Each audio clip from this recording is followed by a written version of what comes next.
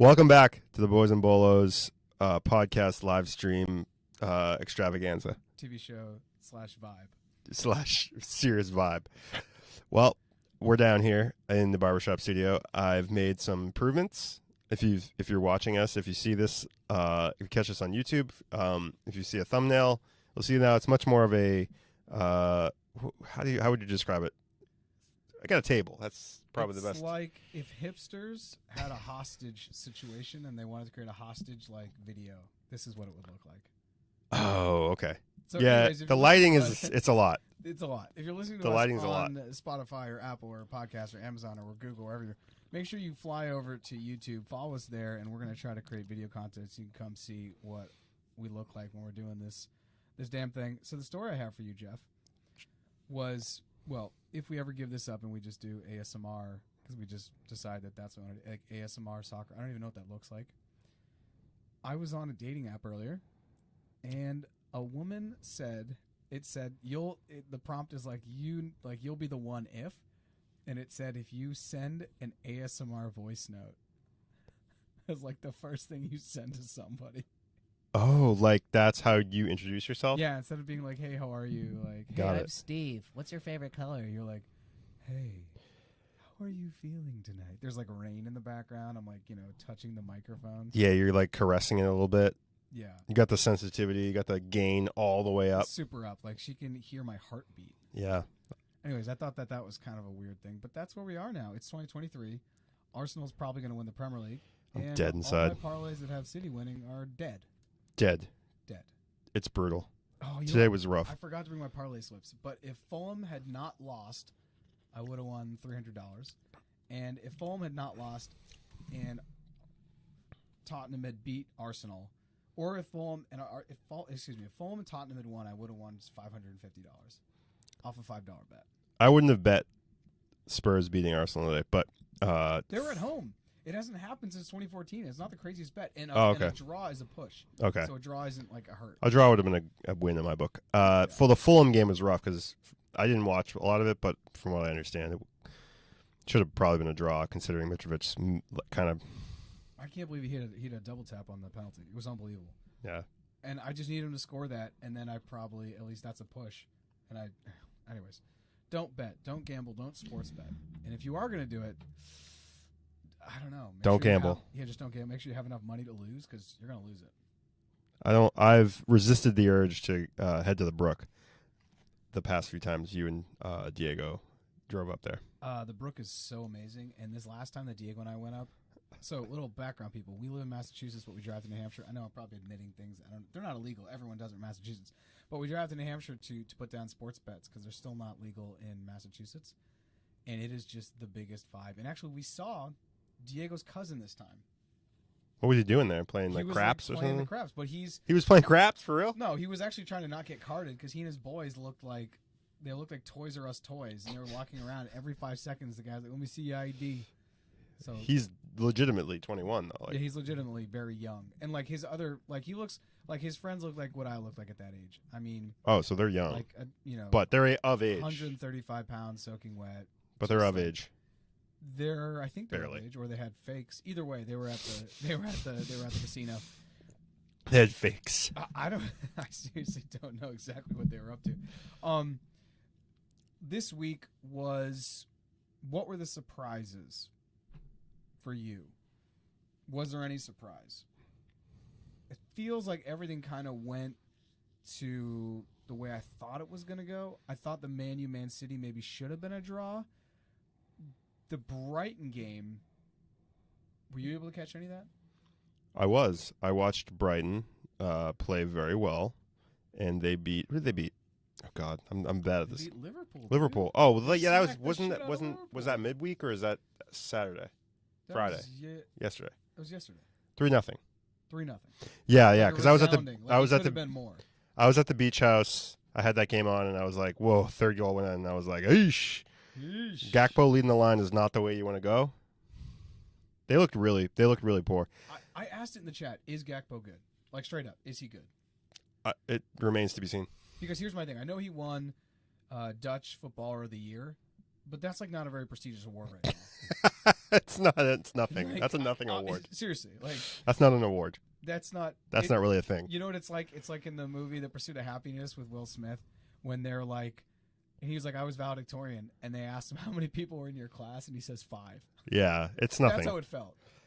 I feel like any stats that any player that comes out of the Eredivisie comes out of what's the league that Mudryk came out of? That just came out of Mudryk, the guy that Mudryk. I call him Murdick. I don't actually know how to pronounce his name. Mudryk. He came out of the Ukrainian league. Ukrainian league, even better, even better than the Eredivisie. You think that's better than the Eredivisie? I was being facetious. No, but honestly, it might be. No, like seriously, like I actually, other than Ajax's run in 2019, where Lucas Moura from Spurs beat them in the Champions League, Shakhtar Donetsk, like the teams that come out of Ukraine, they're like competitive. Like, yeah, they're competitive. Shakhtar is good in the Champions League. Like you don't want to play Shakhtar. No, so it's annoying. I guess I'm just like, is he actually good? Because what I fear or is Gakpo good? Is Gakpo good? What I fear he was because he was also not even on. He was on PSV. Yeah, he wasn't even on Ajax. Because my fear is that he is, and there's always these residual effects from the World Cup. He is one of the knee-jerk reactions that happened from the World Cup where people just said, "Oh my God, he's so good, Gakpo this, Gakpo that." Because there was a moment where he was going for the Golden Boot. He was one of the top scorers with 3, and he was doing really well. But he ends up not scoring any goals against the U.S. I don't think he scored, and he scored no goals against Argentina. Nope. He scored all his goals super early on. I think a couple of them were against Saudi Arabia or whatever. And I have to look this up, but like, there's always that hangover. And like, James Rodriguez is the clearest example ever. He scores 6 goals in the World Cup, wins the Golden Boot, amazing. The next day, Real Madrid basically pick him up. And then his career does what it does or whatever. But like Enzo Fernandez was also another guy who Chelsea almost paid 120 million whatever for. Yeah, I think Benfica is going to be like, crap, we should have cashed in on that in January because I think a lot of people are going to cool off on him come summer. So surprises over the weekend. That was kind of a surprise. Not so much that Brighton won or that Liverpool lost, but how they won, right? So Liverpool does not have a midfield anymore. No. Trash midfield. Trash midfield. They got Thiago. No, but he's not even good. Henderson, vibes. Old. Who else? Old vibes. Who else is in the midfield there? Old vibes. I don't even know who's in the midfield. Guys. But I just feel like Elliott should have started that game. If they needed somebody young and who can run around. Speaking of Liverpool, Will Hayden, who I believe is pretty top in the fantasy, just chimed in and says, "Looks like I'm late to the party, but sounds like we're on to Liverpool. What a mess." We started with Liverpool. It was a good place to start. Well, actually, we could talk about Liverpool, but I want to put him in context. I want to see who's holding the beer here.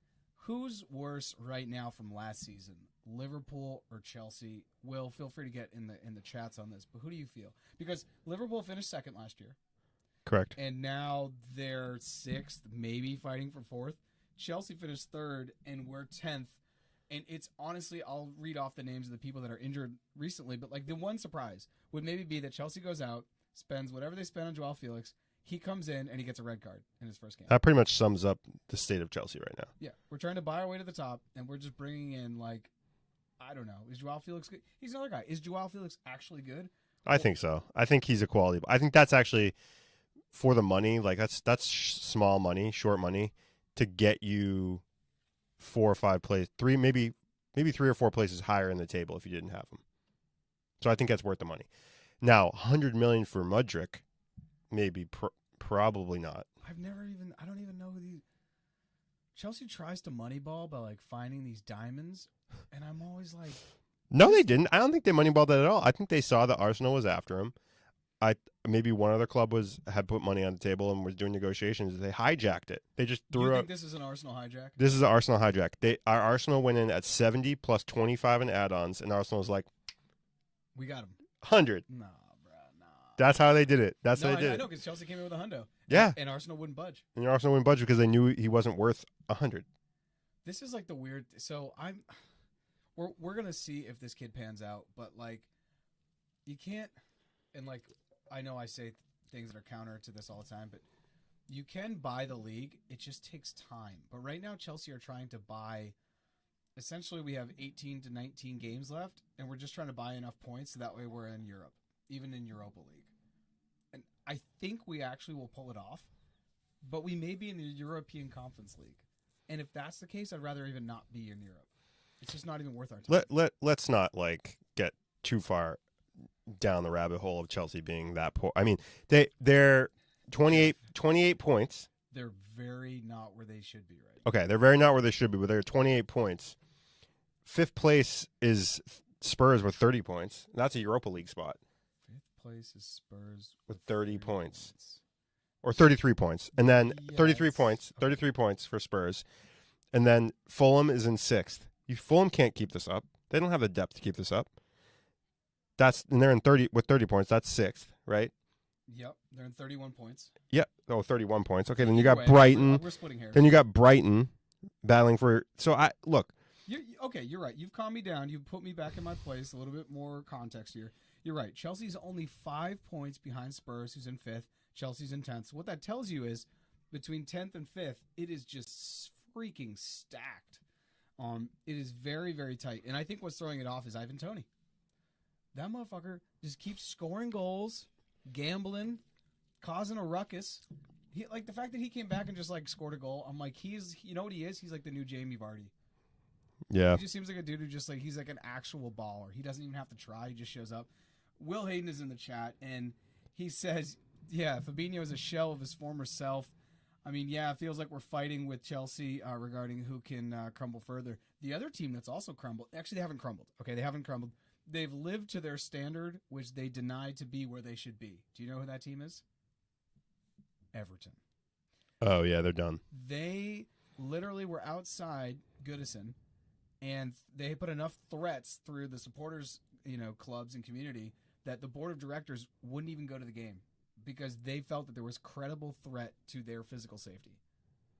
Yeah, I mean that is not their only reason Frank Lampard is still there is because there's no other manager that could come in and touch that dumpster fire. They're that bad. The thing I think, okay, when you're comparing Liverpool and Chelsea in terms of a drop off in form and not being to the standard that they should be, I think Chelsea are spending ridiculous money. They're that type of club to throw money at the problem, but Liverpool actually have a philosophy, right? Liverpool have a actual football philosophy driven by Jurgen Klopp and who he wants to bring in. And this is the best analysis I've heard on this, and I've just been reading Chelsea boards, and no one can figure it out because we're all way too close to it. So we're just pointing fingers at individuals. The problem is there's no system. There's no system. It's literally just money vibes.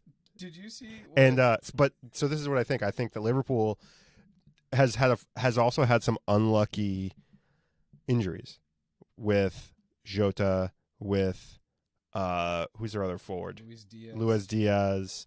I think they need a midfielder. I think that what they really need is one or two pieces, right? Van Dijk's hurt. They need one center back, and they need I think they need a right back. I think Trent is bad. But Trent's not a defender. That's the thing. If you live in the world where Trent's a defender and you play in a 4-back, you're playing with one less defender. Right. If you live in a world where he's not a defender and you do something different and you put Milner and you tell him to kind of stay home when he overlaps, it's better. But Klopp, for some reason, doesn't. He lives in the middle. He's a liability. He's bad. Yeah, he's a liability. The fact that he was only on a yellow yesterday was surprising because he committed a few fouls. It was just early in the game where there was a bunch of barges he had that he just was completely beat, and all he could do was just muscle, foul. That's all he could do. But he's just not a defender, and it's just actually crazy. So you know what? Going to the World Cup, I think we talked about it on the pod where we were like, is he going to play? Is he going to get PT? Is he not going to get PT? What does that look like? And I don't remember where I stood on whether he should get PT or not, but I was feeling like he had the quality of Cross, that he's a guy you maybe want in a game towards the end of the game if you need to have something happen, right? If you need to get a wonder goal. He has a really good service. I will not take that away from him. But on the defensive side, there are MLS players, defenders that are way better than him, and that's not even a facetious comment. Yeah. I stand by it. And Will has made a comment here in the chat. He said, if the owners support Jurgen, I'm assuming that means as far as his allowing him to implement what his philosophy is. Do you think that they're allowing him to implement his philosophy? Or what led you to believe that they wouldn't support him to do that? Would that just be? I wonder if Will's just pointing to the fact maybe the transfers compared to other teams, because Liverpool didn't. I have to rack my brain. They didn't do too much crazy transfers this offseason. It just doesn't seem like there's ever any talk. I mean, because I'm not on like the Liverpool message boards or wherever, but there's not a lot of talk of like the manager not being backed on transfers he wants. So it leads me down to believe that they like discuss transfers, like, you know, the owners or the board and Klopp, and Klopp's like, yeah, that's a good fit. Now, Gakpo is a pretty knee-jerk signing, I think. I think they wanted to sign him before anybody else and bring him in January. But, like, a lot of the other signings are good signings. And then they bring up a guy like Elliot, who's, like, worked right into the first team from the academy. Harvey Elliott's very good. Very good player. And, like, I think Thiago's actually ended up being a pretty good signing for not a lot of money. I think Nunez was maybe not the best signing, but he'll probably pan out. I mean, he's good enough. I mean, he makes, like, I haven't been impressed by him, but I don't think he's a bad signing. You know, the Diaz signing is great. The Jota pulling away from Wolves and getting him on a better team, that's great. And then keeping Salah around. I think there have been good moves made by Liverpool, but just shifting some of the dead weight, the Fabinhos and the Hendersons and the who's the other guy? The old guy, just Milners of the world. Milner. Well, I like how you call it deadweight, because like if Wrexham's unofficial mascot is Deadpool, Liverpool's unofficial mascot is Deadweight. And it's just like endo vibes. It's just shuffling old guy bodies around. It's like, oh. The thing that like Klopp's gonna have a problem with is when these guys are all healthy. Oh yeah, he Firmino, has yeah. 6 guys up top who could essentially start. He has Bobby Firmino, Mo Salah, Cody Gakpo, Diogo Jota, Luis Diaz, and Darwin Nunez.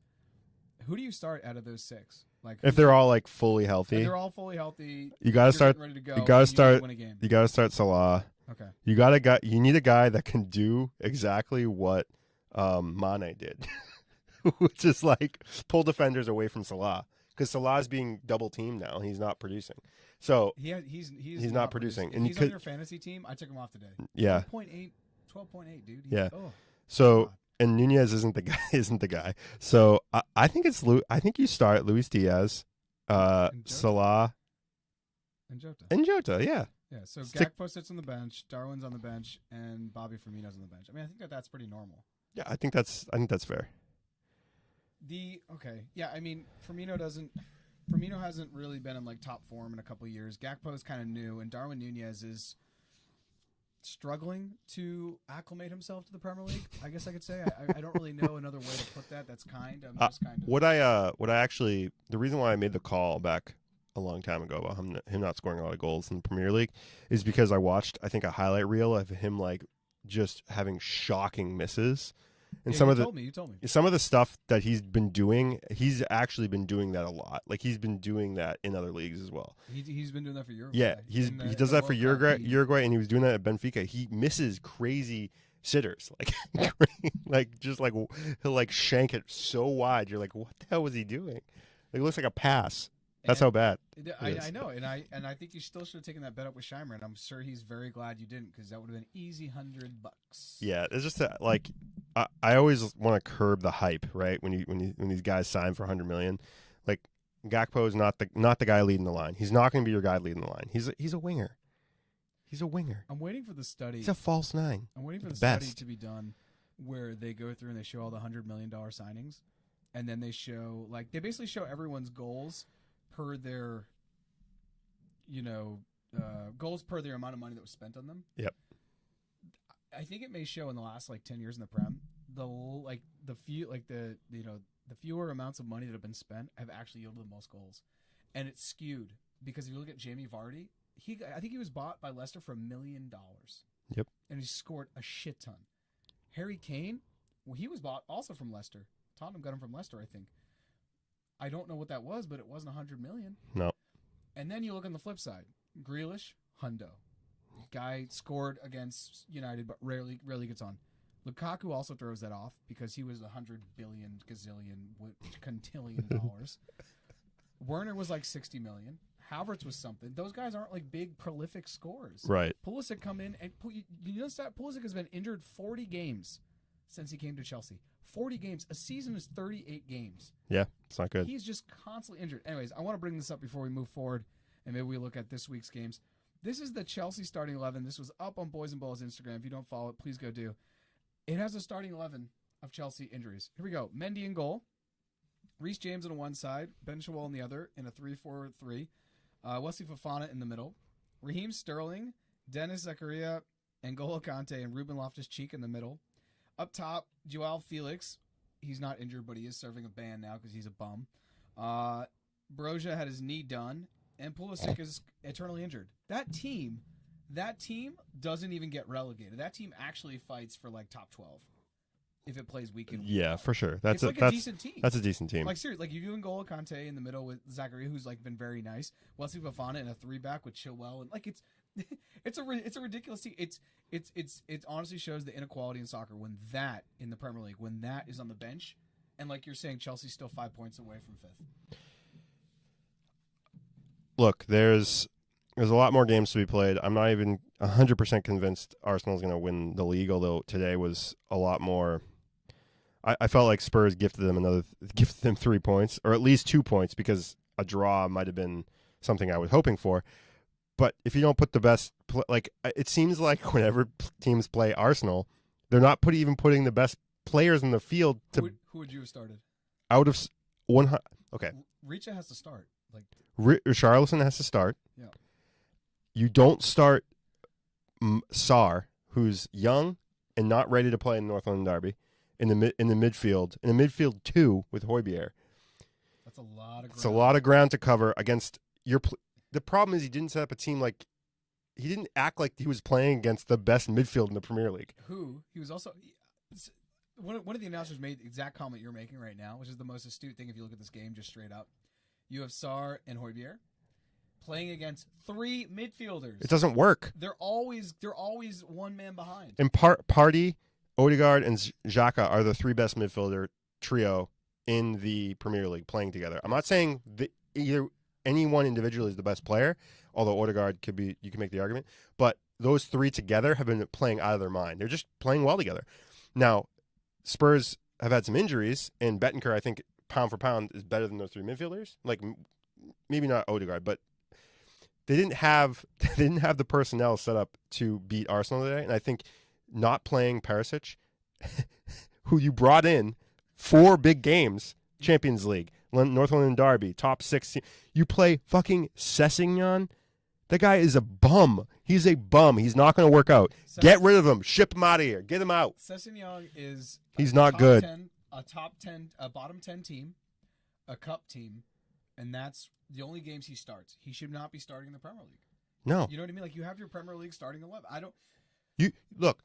I made this point to Jeff Cronin earlier. You put your best players on the field against their best players. You don't try to like out fucking tactic them. You're not going to do it. You put the best players. If he gets beat every once in a while, well, he's going to make up for it because he's going to put in a good cross, or he's going to have a really good pat. Like you're talking about Perisic. I'm talking about Perisic. Yeah. I'm talking about Like you don't put Richarlison in for trash minutes at the end. You maybe don't start Richarlison, and the reason why I wouldn't start Richarlison because he's coming off an injury. So okay, maybe he was rigorously warming up for the second half. Put him in the second half. You have nothing to lose. You're down 2-0. Your game's already slipped away from you. You need something. You're at home. You put in Richarlison, the crowd gets behind it. You put in Perisic at half, the crowd gets behind it. You put in, you take out Sarr and you put in Basuma. You brought in Basuma for these situations. You brought in a guy from a Premier League side. You got to work these guys in. You got to play them. You got to play your best 11. You don't try to do a matchup where like you think that Sessegnon's going to be fast because Saka's out there. Fuck that. Get out of here with that. You play the team that has been playing to get the best 11. What message does that send to your players? What message does that send to Perisic? What message does that send to Kane and Son? This isn't working. This is a Conte problem. It's maybe they're not trying their hardest. Maybe there should have been more heart, blah, blah, blah. This is Conte sticking to 3-4-3 and not adjusting his tactics based on who he's playing. Any other coach in the Premier League, Eddie Howe, fucking Frank fucking Lampard would have changed their tactics. Put 4 in the back. Stuck three players in the midfield. Just put a 4-5-1. Just chalk up the middle. Yeah. And go on the counter. Dominate the fucking midfield. They're not as Xhaka is not that good. He is not that good. That is actually okay. This is actually one of the things that is most shocking about Arsenal right now is that Granit Xhaka for me peaked about 3 years ago. Yet you look at him now and he's probably having the most efficient football he's ever played. He's staying out of the book, which to me is incredible because the guy was a hack. He was always late. Yeah. And the most here's why I don't think because he's not being asked to do as much as he was before because they have Partey and they have Odegaard. Partey's huge and he's healthy. Before this season, Partey's always been like kind of flirting with injury. Like I remember that one game where like he was like trying to come off from injury and Arteta made him stay on and just got injured more. Like that was against Spurs. That was against Spurs and like dude, yeah. So and to answer Will's question about Basuma, yes, Basuma is a better player than Sarr. They've not only maybe he's not energy wise, maybe he's not as fast as Sarr, but he plays better with Højbjerg, and I think they would have been a little bit more balanced. They would have still been overrun because you're playing 2 midfielders against 3 midfielders. Sessegnon and Doherty don't play inside. They don't play inside. They're not.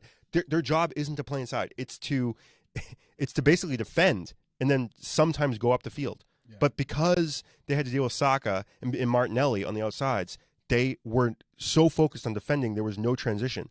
And you can't have 2 guys. They're just not going to be able to get it done. Højbjerg is a good player, but he's not. It's not going to happen. And you don't have Kane probably. I didn't watch the entire game, but Kane probably was dropping back a little bit, and you don't want that because it's not helping you. Yeah, he needs to stay high. The higher he stays, the better the team does. Anytime you have your 10 drop in like that to get the ball from center backs or even holding midfielders, it's just a long day at the office. Yeah, it was a tough day because all I know is that there's going to be a lot of people who, and even maybe the board, who want Conte out. So here's the thing with that. I think Conte definitely dropped the ball today. I think Diego and I were talking about this. Conte, his thing is like, I come in, it's kind of like Bielsa Leeds, where we're just going to like run you into the ground, you're going to be super fit, and then we're going to go crush teams. That works, but only for like, that has a season, like literally, and I don't mean like a calendar season. Like there's a moment for that, but at some point that runs its ground, and then his tactics run out. He's come into teams and he's won like the first year. I'm not sure if it was the first or second year with Inter, but that was early in his stay when he won Serie A. When he first came to Chelsea in 2017, we went from finishing 10th to winning the Premier League. He's won the league many times with Juventus. I think that was more of a case of he just had the best team and he was just rolling. But here's the thing. I think Conte got it wrong yesterday, but over 38 games, I think Conte is the guy to get you guys in the top 4. I don't know if there's a better coach to get you in the top 4. So, just an idea. I think he may have dropped the ball today. I think he's the best you're going to get this season to get you in the top 4. Come this summer, for sure, I think you're going to go out looking for a new coach. There's some nice options out there that are maybe looking for a new position, a new challenge, a new job. Especially if Spurs, maybe we talk about this, get sold and are owned by Saudi money. Somebody may want to come in and not have to deal with Daniel Levy and the current ownership, which maybe isn't spending up to the tune that other people are. Not that anyone should ever spend as much as Chelsea is. They are literally, I don't know, and I'm all over the place here. I'm throwing different things at you. Pick whatever you want. I do not know how Chelsea are in financial fair play. Yeah, I don't know. I seriously have zero idea. We've spent about $200 million before January on just defenders. Then we've just locked this kid down. I'm going to butcher his name, so sue me. Murdoch. Mudryk, whatever. Murdoch, yeah. Sherlock Holmes. We just brought Sherlock Holmes in. We also locked down Nkuku. Oh, yeah. We locked him down. He's coming in the summer. Locked down. All tens, just vibes. Locked down Joao Felix, at least for this little bit of time. And we just got that new defender, and I can't pronounce. Yeah, I butcher his name. I'm sorry. He's good, though. I'm not good with. Yeah, but how are we possibly under financial fair play? Are we selling jerseys like to people that don't even want them? Is there like a Coke ring? How are we possibly in financial fair play? Riddle me. It's impossible. Yeah. Chelsea is doing. Todd Bowley knows something that I don't know. Well, I don't think you have any stadium debt. I don't think you have I'm sure that's a profitable business. Not that profitable. Not that profitable, but we'll see. I know Stamford Bridge is not the cheapest ticket in London, but by God, man, he's printing money. They need so Chelsea need a director of football. They need a better director of football. And it can't be Todd Bowley. He can't not be the director of football. He knows nothing about the sport. They need a strategy. You need to bring in players. You need to bring in players for Graham Potter. You need Graham Potter philosophy. He needs to step up and say, I need these players. I don't just need the best players out there. I need this guy to fit into my system. I need a fucking midfielder. I need a midfielder who can hold the ball and pass it. And that's not Conor Gallagher, because that's brutal. Back to Spurs. Spurs are a dumpster fire. They always kind of are. Look, I think that Enoch needs to go. The ownership group behind Spurs. And Daniel Levy is the chairman, but Enoch is the one owned by Joe Louis. Mm-hmm. And I've heard they've owned the club for 23 years. People aren't happy with them. They didn't like the fact that they built this giant stadium. They think all they want to do is bring in concerts in NFL stadiums and NFL games to make them money. And fine, whatever. That's their prerogative. They own the club, and they built this giant stadium. It's an awesome stadium, but they don't care about winning football. That group does not care about winning football. I think they're looking to get out. I think that they see that there's foreign investment in a lot of other clubs, and they can get a payday. And I think it's smart from a business sense to get out. Like, why do they want to? If they don't care about winning football games, they don't care about winning the league. If they have no interest, if all they want to do is just make some money, go sell the club to somebody else. Why would you want the hassle? Why wouldn't you want the hassle of dealing with fans and pundits and all this bullshit around and you? And me, yeah. Why would you want the hassle? Because I'm like, you're not even on Twitter anymore, which is a good thing. Yeah, I had to get off of it because it was just becoming so toxic. Like the whole Spurs fandom is like, it's very toxic. People. The vibe is bring Pochettino back. That's the vibe. Do you know what the vibe of Chelsea is right now? Bring Tuchel back. Yeah. So we're all nostalgia vibes. I can't understand. Like, I'm Conte out now because I don't want to. I want to see another wing back in a Spurs uniform. I think it doesn't work because if they're not going to bring the best wing backs, if you're not going to bring in the best wing backs in the world, the system does not work. Right? Like, you need the best players to fit into Conte's system. And if he's not going to get the best players to fit into his system, what's the point of him even being there? I don't know if you need the best players. Let me push back on that. The best players. You know what I mean? You need players that fit the system. They don't need to be the best players. They need to be players. And here's an example. Go back to 2017. Conte comes into Chelsea. We won the league. You know who our wingbacks were? Victor Moses, a guy who I don't even know if he was playing anymore. He just had the best season or whatever. We won the league with him at wingback. You know what the other one was? Your boy who's at Barcelona now, who's at Chelsea. Why can't I think? Alonso. Yeah, he was faster. But yeah, sure, I know your point. I know your point. He wasn't the best player, but They have to fit. If they don't fit that position, it's super brutal to play. It's so hard to play. You have to have this perfect balance between attacking and defending, and knowing when to swing. It's really difficult. Okay, but fine. He brings in Perisic. He's guy. I know he's got to play Perisic. It's his guy, and he doesn't start him. He's not injured. He's gonna. Maybe he's worried about playing City midweek, but like, come on, man! Like, that is brutal. If you're a supporter, and you're watching Perisic put up dimes all season, and then you go to the North London Derby lineup and you don't see him on the sheet. What is that? You're going to that stadium. You're walking to that stadium, and you're walking in because you go to the stadium like 2 hours before, but suddenly the thing gets posted an hour before, and you're like, "What the fuck? Perisic is not not starting." And you're in the stadium, and you can't sell your ticket now because you've already clicked. Yeah, Sarr starting in the midfield. You have a guy who had like a slight niggle in Bettinger, who's supposed to be out for like 1 or 2 games. He's suddenly out until January 16th. And what the fuck is going on with this with the back, like, with medical staff? It's brutal. It's weird that Sarr started. Now that I think about it more, that you had Basuma there. You have Basuma, and you had what's his name? The other guy, Skip. Oliver Skip.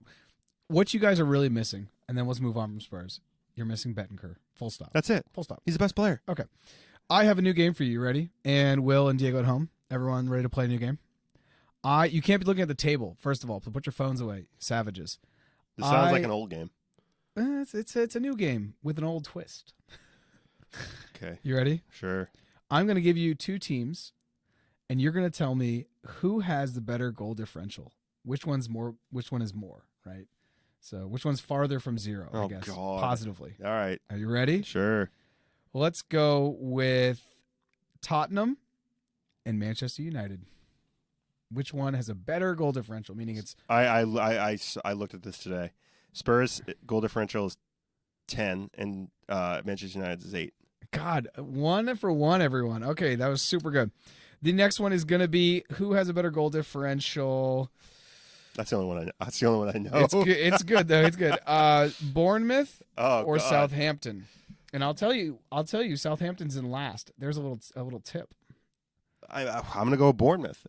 If their goal differential is worse or better, what am I going for here? You want to go with the one that's we're looking for the high, like the best, the closest to 0, or away from 0. Like so not negative.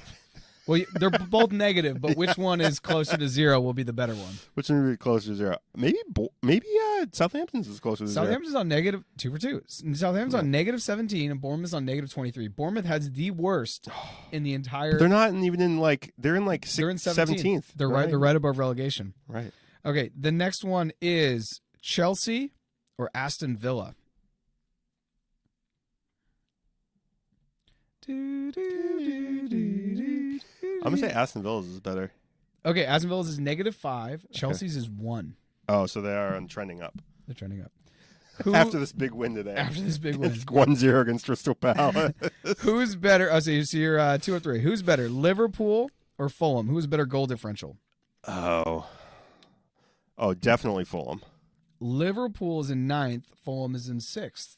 Fulham's is 3. Liverpool's is 9. What? So these are these things that I think over, like you've been even saying. after this game that they got 3 goals scored. Even in after this game. Oh God, that means Liverpool is actually better than we exactly. think. Eventually the things will show. So that's your 2 out of 4. But Chelsea's is 1. That's bad. Oh, Chelsea's is rough. Chelsea's bad. is, especially because we spent $200 gazillion on our defense.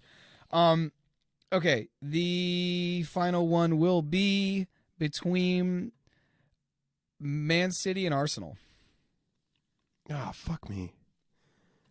Arsenal's is better. Arsenal's has like a 28 goal. It's 28 goals, I think. First of all, it's impressive that you know that just by like your photographic memory. Yeah.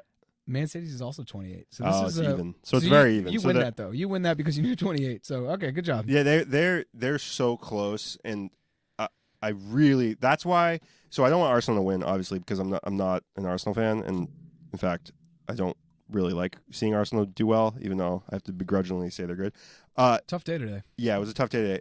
That's why the United game, seeing City lose to United would like kind of chap my ass a little bit more than normal, because I felt like what's a normal chapping of your ass? I don't know, but City just actually, to be honest, I think if City didn't have if the equalizer came in a legitimate goal, I would have been fine with them tying or whatever. It didn't feel like a legitimate goal. It didn't feel that first goal that they didn't feel legitimate, and then the second goal they scored that United scored was like off the momentum from the first goal. So I'm not like entirely convinced that even we should have ended a draw. I think City might have been able to stack bodies and keep the ball out of the net, but City's defense is not what it was before. I mean, they got Stones on the bench, which is another thing. Like, why was Stones, who's been playing really well, sitting on the bench? I know they have a midweek game against Spurs because everybody has to play their best lineup against Spurs. Not in the Manchester Derby. They have to throw their best lineup. But you got Ake. Who'd you have? Ake, Akanji, and Kyle Walker and Kyle Walker. Was that the third? Were they playing a 3 or a 4? They were playing a 4, and Cancelo. Oh, Cancelo, Kyle Walker. Yeah, Akanji, you have Cancelo. and Ake. So what happened to Diaz? What happened to Laporte? I don't know. I think they're injured. Either way, I thought that Stones not playing was a mistake. I thought it should have been maybe Ake, Stones, and Akanji. Keep Cancelo on the bench. Cancelo hadn't played in like weeks, months, a month, 2 months. He hadn't played since before the World Cup. Really? Yeah. So it was a very questionable thing going on. He's still, there. I think, one of the most chosen guys in fantasy, so he just needs a little time. All right, let's get right into week 21 because we're coming to the end of the old live streamo here. Let's look at some games. Now, the one thing I want to say before we look at this is normally I don't give a shit about what is going on with Nottingham Forest, But Nottingham Forest were in relegation. Yeah. They were deep, and now they're 13th. I don't know. I'm very impressed. Well, they did spend the most. I don't know if they spent a lot, but they brought in a lot of new players, and I think it took a while for those players to start playing. Yeah, they literally subbed out like 26 of 27 players. Yeah. I mean, they cleared the entire locker room. Yeah, they went from they're like, oh, we were a championship club. We were lucky to get to the Premier League. We need to step up our game. Yeah, we need to check the ammunition. So this week, I guess I got one like overarching question for you, and I don't ask a lot of questions in the pod and on our how we interact, but I want to just in general. I want you to opine about whether you think the teams like, because we're halfway through the season. We are now halfway through. Past halfway through the season. Yeah, we're right there. Do you think Brentford, Fulham, and Brighton will kind of fall back to where they should be, and Chelsea and Liverpool and I don't know, even West Ham, like West Ham's really underperforming, like they're in relegation, they're that bad. Do you think like those teams will jump those teams and they'll fall kind of back to the mid-table kind of place? Because it just doesn't feel right for a team that kind of goes up and down like Fulham, or a team like Brentford who hasn't been in the Premier League in a really long time, for them to be doing as well as they are. These are good questions. It doesn't feel right. This season feels wrong. Why? It feels wrong. It just feels wrong. Like weird. It feels weird. Is it the World Cup? It's the World Cup being in the middle of the season. It threw everything off. Players still aren't like. There's players like McAllister. His first game back was this weekend. It was yesterday. Yeah, and like that's true. I mean, it's yeah. January Arsenal. 14th It feels weird back. that Arsenal is this good after not changing their team basically at all from last season, and they were a top 5 club. But they weren't like elite, right? How can you go from being? This is okay. It just feels a little, and I'm going to get stick for this from probably John Scheimer. From John Scheimer about how this is all Arteta's master plan, and this, and I just want to. Everybody is like praising Arsenal, but we're seeing Newcastle. I know they got a lot of money, but they didn't change their personnel that much. It's just Eddie Howe's got those guys playing really well together. You got United going from being a dumpster fire to now contending, and then you got Chelsea and you got Liverpool just falling on their faces. Spurs are doing exactly what they usually do. They're doing exactly what they usually do, is like kind of flounder around and then end in like 4th or 5th or 6th. That's pretty much par for the course. But like all these other teams, it just feels wrong. Everything feels wrong. So I don't like it. I don't like the feelings. I think we have to unpack, right? Like, I can't really speak to what's going on with West Ham, and I can't really speak what's happening with Wolves and Leicester, because I thought that they would just be better teams. I think Wolves are on the up. I think Wolves have an identity of what they're trying to do, and they've been playing better. They won this past weekend. I think they're going to be fine. They're going to finish like 10th. That's fine. Wolves are going to do what they do. But so Fulham, Brighton, and Brentford. I think that they've had good starts to the season. I think they will all finish below. The only one maybe who won't is Brighton. So Fulham and Brentford will finish behind Liverpool and Chelsea, is my opinion. Chelsea are missing 11 players, right, 5 of which could start. Liverpool is missing probably 3 really good players. 3 really good players. Yeah. You add them in, and just as you've said, the difference between 10th position to 5th position is only 5 points. Yeah, okay, that's gone, right? Like, we're in front of Fulham, we're in front of Brentford. I think Brighton is the real deal, and what I mean by that is they're going to challenge for a European spot. They're going to be trying to get in the top 7. I think Fulham, I think at the end of the day, the cream will start to rise there. I think it's a long season, but I don't know. And if you look at that, though, Brighton, Fulham, and Brentford, they had rarely any guys go to the World Cup. Whereas Chelsea, Liverpool had a lot of guys go to the World Cup. A lot. In fact, probably 10 or 12 from each of those teams. And so they're still off that lag, and they've also had crazy injuries. So that's kind of like the context in which I see this happening. All I can think of is when Arsenal win, asterisk. Asterisk season. I mean, there's no asterisk. It is. It is. It's. You always put asterisks, though. Chelsea wins the Champions League. Asterisk was COVID. You always put asterisks, dude. Come on. You can't put a World Cup in. It's just like you can't have a forward not touch the ball and not call but pass about size. if City win it, is there going to be an asterisk? Yeah, everyone puts it. I think if Spurs win it, is there going to be an asterisk? Yes. Yeah, it'll be 2 asterisks. Best year ever. No, I just don't. I just don't know how anybody could jam a World Cup in the middle of a season and not think it's going to have some kind of impact on Arsenal the entire have been super, super. I don't want to say lucky, fortunate. Let's use the word fortunate. If they get a Thomas Partey injury or an Odegaard injury for 3 games, for more than 3 games each, if they happen at the same time, that's drop points, definitely. At any time for more than 3 games, you will see a super drop-off. Yeah, because Vieira, in their domination. And who's the other guy that sits in the middle there? Vieira's the Crystal Palace coach. No, they have a Fabio Vieira. He's like this little Portuguese guy. Oh, I know who you're talking about. And then you got who's the other one? Maitland, not Maitland Niles. He is an Arsenal player. The other Arsenal guy, the little young guy, who doesn't play because Odegaard plays. you were talking about who's actually super nice in the ball, and I don't know why Chelsea just doesn't buy him. Oh man, he looks just like Odegaard. He and Odegaard are like boys. Yeah. Oh, I know who you're talking about. They're like two Smith Rowe.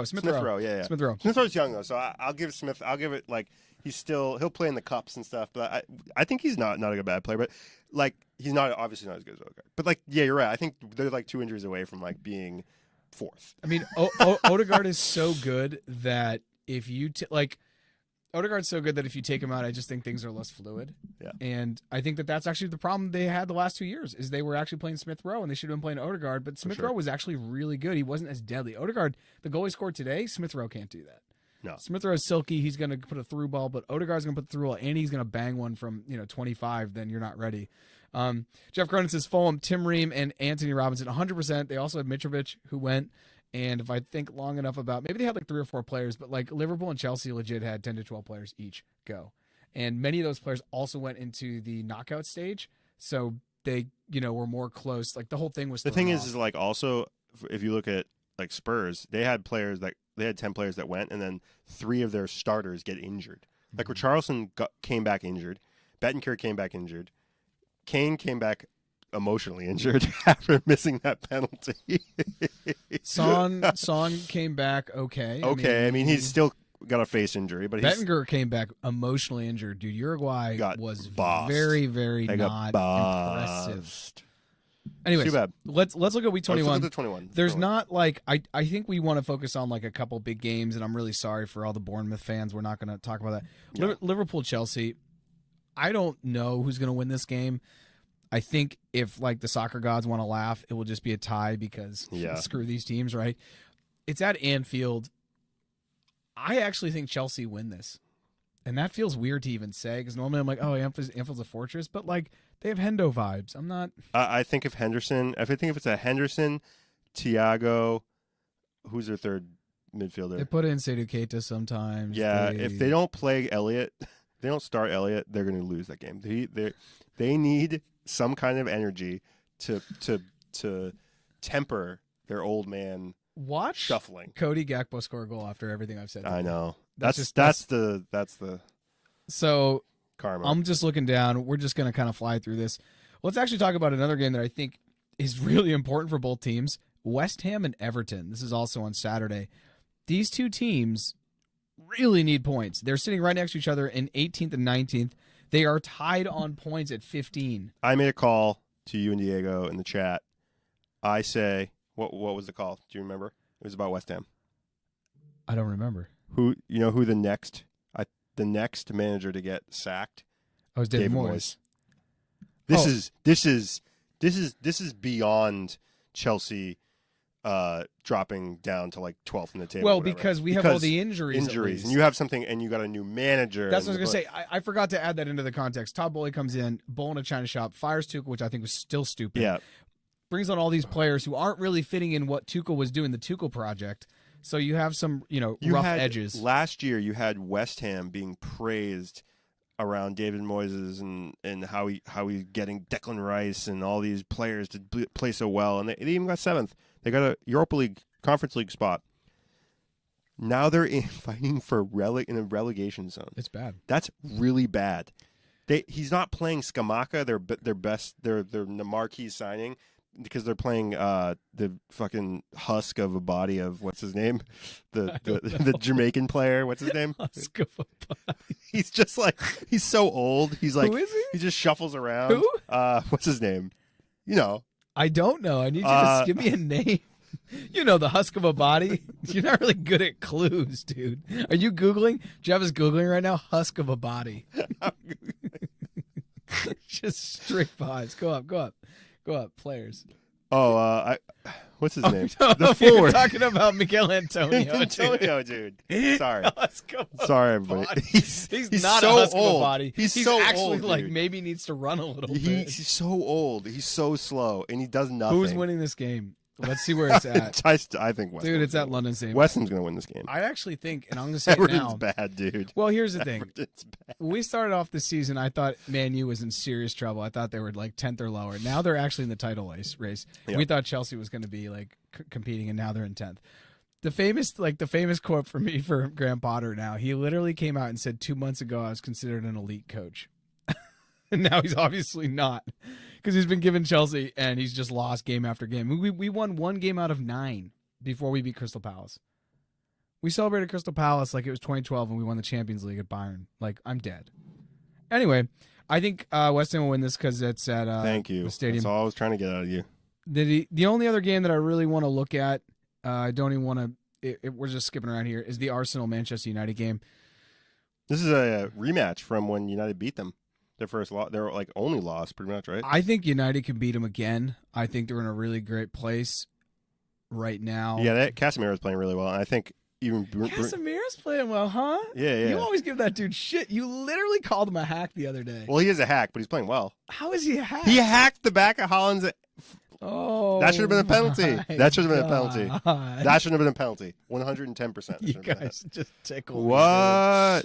Everton, the scenes. Yo, facts though. Everton is. This is Jeff Cronin saying that Everton they're. I think they're gonna get relegated. They're gonna get relegated because like the last couple of years, it's been kind of a scare. Last year we got really close, got down to one game. Richarlison won the penultimate game for them, but like to not have spent. I guess they couldn't have spent money because they were in such debt. No, they couldn't. They would have made out of financial fair play. This is one of those situations where I actually think relegation will be good because it's going to wake them up and they're going to have to restructure the club and like really have conversations they don't want to have. In many ways, keeping them up is just like keeping them in their addiction of like poor management. Honestly, right. Like you're not actually helping. Last season, getting relegated might have been helpful for them because then would have, I don't even know. Maybe getting relegated is never good, but this team has been flirting with being. It's never good, but like neither is also year in and year out being in the relegation battle. Like that's also not. That doesn't seem to be. Let's get back to United. I think actually Casemiro has been playing fine. Well, actually, I'd say well. I think he's still a hack. He hacked the back of Holland's. That should have been a penalty, and that would have tied. Look the at game. your face, dude. You can't even say it out loud. You can't even say it out loud. Casemiro's Eriksen nice, vibes. Dude. Eriksen vibes. Well, the thing is, they finally are playing with the guys we've been saying they need to play with, right? Which are Casemiro, Eriksen, and Bruno Fernandes. Leave McTominay out of it. They bring in Fred every once in a while, and he like runs around and does some shit. But you have to have those three on the field. You do. They're going to hold the ball. They're going to make better decisions over 90 minutes. Like Bruno Fernandes scores that goal, very nice goal. Definitely offsides, passive offsides. VAR fucked it, but like he put that ball in the back of the net. Right? Okay? Right. No, I think like fine. Seeing it now in all the angles, totally thrown off. Ederson's position was totally because he's like, oh, I'm coming out and Rashford's on his left foot. Where's he going to go? He's not going to go across my body. He's going to try to open up. So I've got him. But then Bruno hits it and he's totally exposed. Right. I also think he was coming up because I think he was going to actually like challenge him. And like, he should have because it was on Rashford's left. Yeah. I think he would have gotten the ball. Yeah. But neither that. This is a game that like if Arsenal win this game and they just they're keeping on, and like that's what like championship teams do. They figure it out. Rashford's going to be a problem for this back four.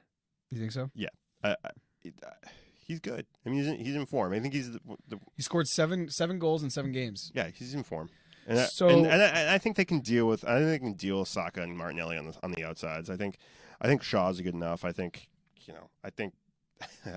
Wan-Bissaka has actually been playing halfway decent. Wan-Bissaka, dude. Came back. He's come back and played well.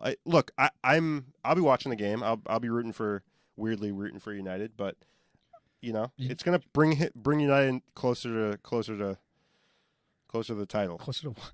Closer to Valhalla? Closer to the sun. Closer to Icarus. Don't get too close to the sun, all right? All right. United. Fantasy. It's a new week, ladies and gentlemen. That means Jeff God. is... I've quit again. Quit again. He's rage quit again, something you can't rage quit. I go back to it on like a Wednesday or Thursday, and I'm like, I guess I'll set my lineup. Oh, my God. Mitch is still in the top. Will Hayden's in second. Oz is in third, moving on up. Claire's in fourth. She is really coming for it. Nick Bailey stayed in fifth. Rafi Mahmoud has dropped down. I've moved up into seventh. Mac, Little Magicians, at one point was in first. He's down at eighth. Diego Holland Oates is now in ninth. Came from the lane. There he is, Mr. Rage Quit. Still in tenth. Still in tenth. Still right in the middle of the table. Where's Mediocrity. Molly? Did she just... Dropped Molly up. Wilson's down to 16th. Yo, she got to step her game up, dude. She got to step her game up. Also, shout out Diego and Molly. They got engaged. Shout that out. We just did it live. Maybe she was, I don't know, preoccupied with the engagement. Looking at her ring or something. She just couldn't update. She was just staring at her ring for 3 weeks. It could be. Anything's possible in fantasy. Jeff, that's all we got for today. Anything else for the people at home? You know what? I got to get better at looking at the camera. I've just been looking at you. Yeah, don't look at me. Okay, I need to look at the camera. There's not a lot going on over here. Anything else for the people at home? No. I took a sad nap after that loss. It was so bad. I just picture you with a bottle of Merlot in the dark, just sucking on the bottle, kind of depressing. I just wish I how is it so clear to me what should be happening with these football teams, and it's not. It just doesn't play out. It will blow Chelsea supporters' mind for the rest of time how they spent that money on Lukaku. I love that you're still caught up on Lukaku. I mean, it's still so wild. It's one of the things that defies physics. The Pentagon is still trying to wrap their head around it. Well, they'll probably spend $100 million on another player, and we'll scratch our heads. Yeah, we'll probably buy Grealish for 120. Good job. Anyway, ciao. Ciao.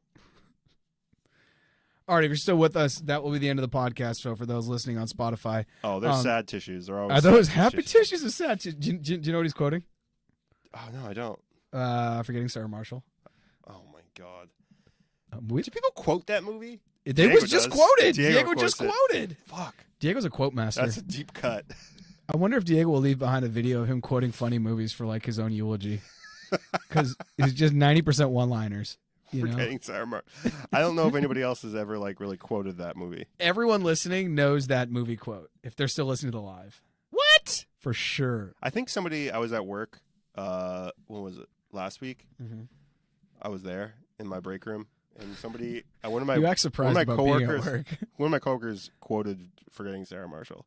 It's a quotable movie. I don't think it's a movie that I paid much attention to. Dude, it's a very... Oh, yeah, you did. The Jonah Hill scene where he says, hey, did you listen to my CD? And he's like, I was going to, and then I went on and lived my life. And then Jonah Hill's just okay, I remember the plot, but I don't remember. I guess when I watch movies, I've noticed this about myself. Do you watch them with your eyes closed? No, I don't remember. I remember that a movie was funny or I liked a movie. I don't remember lines from the movie. You're more of a forest, less of a trees guy. Yeah, I'm more of a, I remember. Jesus. Okay, Christ. So I remember the king of details. Step Brothers. Step Brothers is a fantastic movie, right? Okay. Step Brothers is a fantastic. Here movie. we go. I fondly, when I watch it, I laugh. It's great. I tell people it's really funny, but I can't remember any of the one-liners. Really? From that movie. Not really. I don't. Or I get them wrong, or I say them completely wrong. I'll get the gist of it, but it's not right at all. It's not at all right. The scene with Randy Jackson, we get the Randy Jackson signature. I don't know what he says. that movie is... I just remember Randy Jackson. I only saw that movie for the first time, maybe during COVID. Really?